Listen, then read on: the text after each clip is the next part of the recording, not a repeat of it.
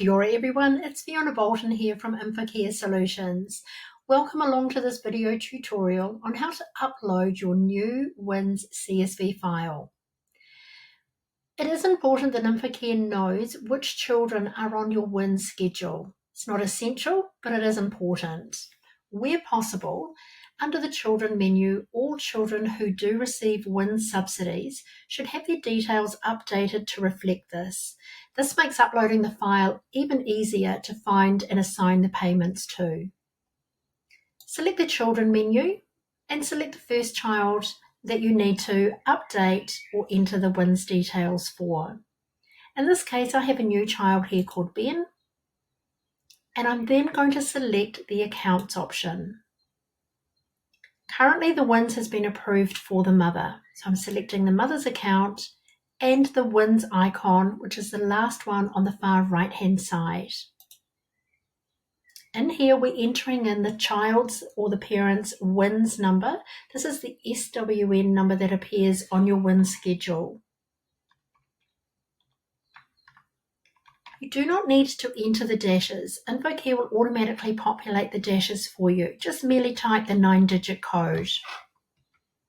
We now need to enter in the authorised hours that WINZ have approved to pay your service.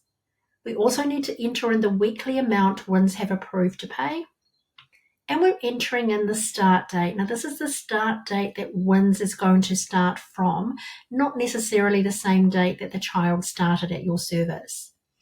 You can select the calendar icon here and select the date that WINZ is going to be starting from, or you can manually type it in.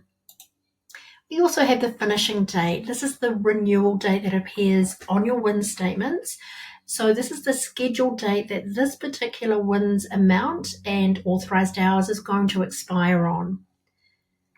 Again, you have the calendar icon to choose from, or you can manually type in the date that it will be expiring, and we want to create that file. So if I go back in to the WINZ schedule, you'll see the amounts that I have entered appear at the bottom of your screen. Now, it is important to keep this information up to date. If the expiry date happens before the 16th of November, or the family changes circumstances, so therefore their WINZ amount may change, it is important that we modify this to enter in the correct renewal date and then create a new WINZ file so that you've got an audit trail as to what happened and when. So that is how to set up the WINZ details. That also links through to our reporting system in InfoCare for WINZ details. So at any point you can get a report, child reports, auto payments, and in here the print mode we can select as WINZ, and we can see currently the children that are set up on WINZ and what details we've got for them. With the processing of the CSV file, we do that under the billing menu and batch receipts. It is super important that you do not change the file format. You don't alter any of the data that is appearing in your WINZ statement. It must be kept completely intact and just downloaded onto your computer. From there, we go into our billing and batch receipts menu, and from this drop-down box here, select WINZ MSD, which is located towards the bottom of the list. Upload file, so we're now going to browse your computer for that newly saved file. Select your file, open, and continue. Now, instantly, the matches that we have in place, the children that we have set up back in the Children menu with current WINZ details, they've all automatically been found. So we can see here we've got Bronwyn Owen on the far right. The mother is Ellie Owen. We've got a Jack Mack, and here's our Ben Bolton that we just set up. We just loaded in his credentials, and his payment has automatically come through as a result and been identified from the WINZ schedule as a match. However, we do have two pink little warning symbols appearing. This child here has not been found. What that means is that in the children menu, we haven't set up this particular child with their WINZ credentials. This will happen from time to time, simply because you're never really in control of when WINZ starts and when WINZ finishes. You're solely reliant on the information coming through on your WINZ statement. At this point, you don't need to exit this screen and go back to the children menu. You can actually amend the details whilst you're in this batch receipts and then go back and fix up the children menu. From here, we can just select the child. So I'm going to delete that WINZ number and start to type the child's name or the parent's name. So this has come through with Marilyn Murphy. I know that Marilyn Murphy is the mum of Kyle Murphy.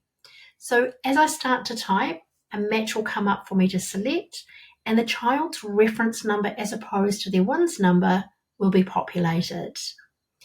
Now the WINZ details that has come through for Kyle has automatically come through too with a comments field published with arrears. All of that information comes directly from the file WINZ or MSD are sending you. So this is his arrears payment. We've also got another little pink icon. This too is for the same child, but this is the irregular payment.